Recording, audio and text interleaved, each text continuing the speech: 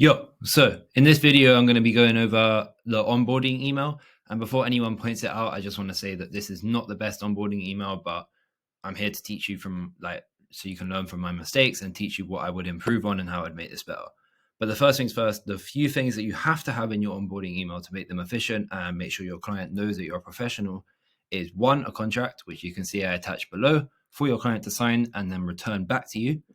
Two, you need your Facebook business ID because they need to share their Facebook account with you as soon as possible. I always think realistically, if your client shares their Facebook ad account with you, they're more likely to be a client than they are if they just sign the contract. I've had clients sign a contract and send it back to me and then completely go ghost on me. And I don't count that as a signed client. But if it's the other way around, you can always work around it and just say, hi, just letting you know you haven't signed the contract. Before I publish the ads, I need you to do so. So yeah, make sure that you include your business ID and make sure that your client knows how to do that. In this case, they knew how to because I could tell they were pretty up to date with Facebook. But in some cases, they might not need to, and you might need to record like a short Loom video going over how to do it. And if you don't know, just YouTube it. I'm sure you can find it online.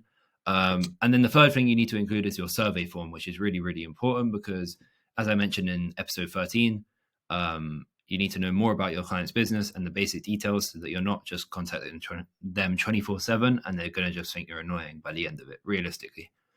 So yeah, watch episode 13 if you haven't already. It explains how to make a really good Google form so that you don't need to keep bothering your client. And episode 12 goes over like how to make a really good contract. So the other thing which is really important in the onboarding email is obviously to thank your client, but also to let them know some expectations, as well as share a Google Drive with them. But you can do that separately. So first, as you can see, I said thank you for our call. Should have done that better and said thank you for your call and all your time. Really appreciate you wanting to work with me and just been a bit more grovelly. This is a little bit too professional, I think. I've gone in a bit too straight. But anyways, it got to the point and I signed them in the end. So it doesn't really matter. But then I said, you have to let them know to allow access to your ad account as well as your ad page because you need both. And what's really important, which I only noticed recently, is you need to have full access to their Facebook page because if you don't, you can't set up the go high level automations, which it's going to make your life a misery if, like me with one of my clients, you have to keep manually inputting the leads into go high level rather than it being automatic. You'll see more about that later, but make sure you have access to their ad account as well as the page. And ask them to let you know if they need any help with that, because sometimes people need help with that. Even though it is 2023, some people can't work their way around Business Manager because it is a bit confusing. So you also need to mention that you shared a Google Drive folder with them. So I'm not going to teach you how to do that. I'm sure you can just create a Google Drive folder and share it with their email address. And then let them know they should upload as many videos, images, and logo variations as possible. The more, the better. Obviously this is important so you can make ads out of them, but say the more the better because then they'll upload everything, and more often than not they're gonna the good videos which they think are good are really going to be bad, and the ones they think are bad are going to make the best ads. So just say the more the better, and they'll tend to upload basically all of them. And you definitely need a logo. That's really important. So as you can see, I mentioned in one of the videos, it's called like the boring part. This is my email sign off, which makes me look more professional, obviously.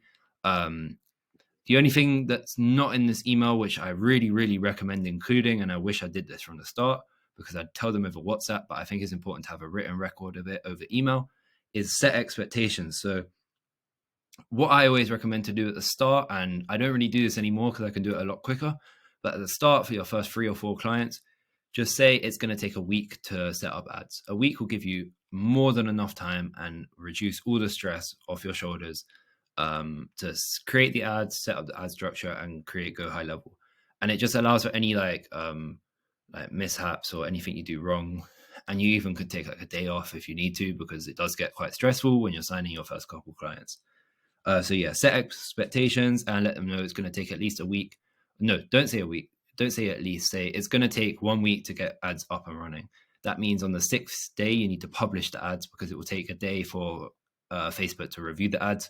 But I'll talk about that in the service delivery part of this course. So yeah, that's it really. That's all you need. Another thing is, if you have got testimonials, then always include a testimonial video, because they haven't signed the client yet. They haven't signed the contract yet. So they're still not a client and they might need that one more push over the line. So if you can, which I'm in the position to be doing now, just include a testimonial video going through your ads manager. I'll make a video about that in the future, towards the end of this series. But yeah, this is what you need to be including. So just to recap, it's a contract, a Google form, survey form, testimonial if you have one, set expectations, share a Google Drive folder with them, have a good signature.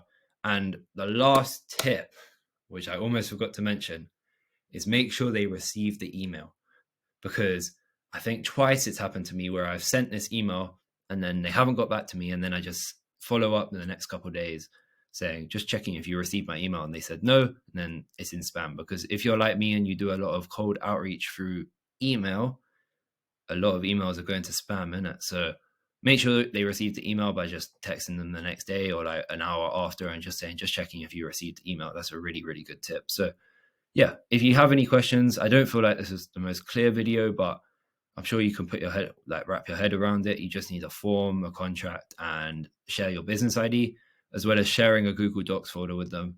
And you know what? I can go into that in more detail, but it's not that difficult. Just create a folder with the agents with your client's name and share it with them. You can click share and then type in their email. It's 2023. I'm sure you can work your head around it, but make sure you do that, because if not, they're not going to be able to send you their videos, images, and logos. And it's a really good place to just be able to keep the contract, all of the creatives, all of the copy, so everyone has access to one thing at any time that they want, and you don't have to keep going back and forth over email or text.